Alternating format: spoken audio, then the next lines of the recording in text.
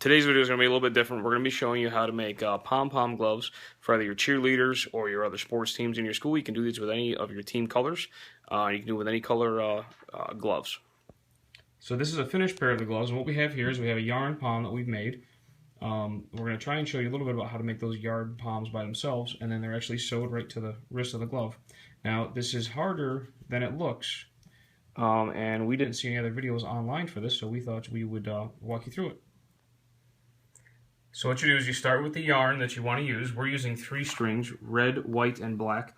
We're going to wrap around our hand loosely about 12 to 16 times. If you're using more pieces of yarn for more multiple colors, I would use fewer wraps. So then we carefully take the round spool of yarn that we've made, and we're going to lay it down across 3 strings that are cut separately. Then that needs to be tied as tight as you can tie it.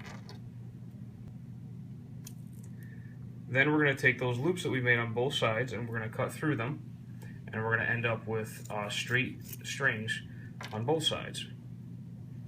And when you've done both sides, you can arrange them and fluff them so you end up having what is pretty much a nice round pom. After you've got all the loops cut, you're going to want to pull it in your hand tightly, like so, and you're going to want to make sure that all the strings that you've cut are about the same length. Just using some scissors, just trimming them back a little bit. That'll give you a nice uniform look. Okay, so now onto the sewing machine part.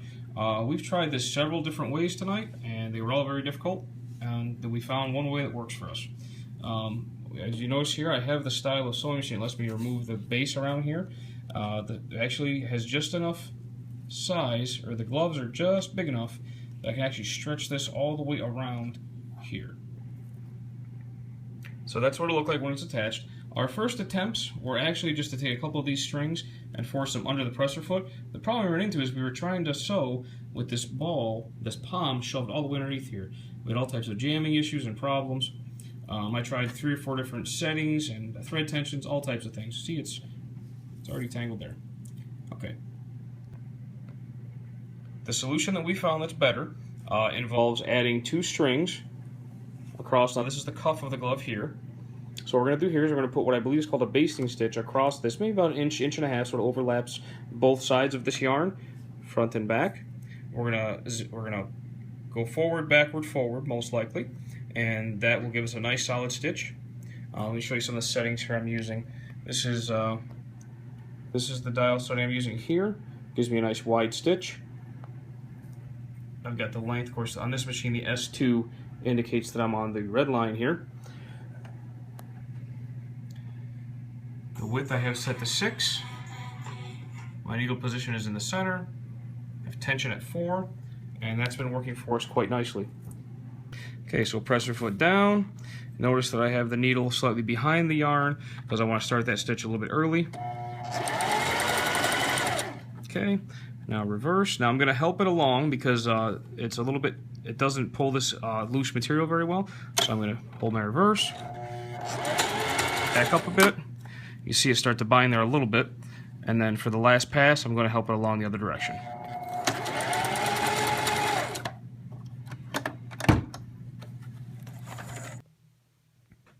So now with those 2 pieces of yarn stitched in place tightly, we can place the palm where my finger is, and then you can actually bring these strings over both sides of the palm, tie them as tight as you can, and it will hold that palm nice and tight to that glove, and you can display your school spirit.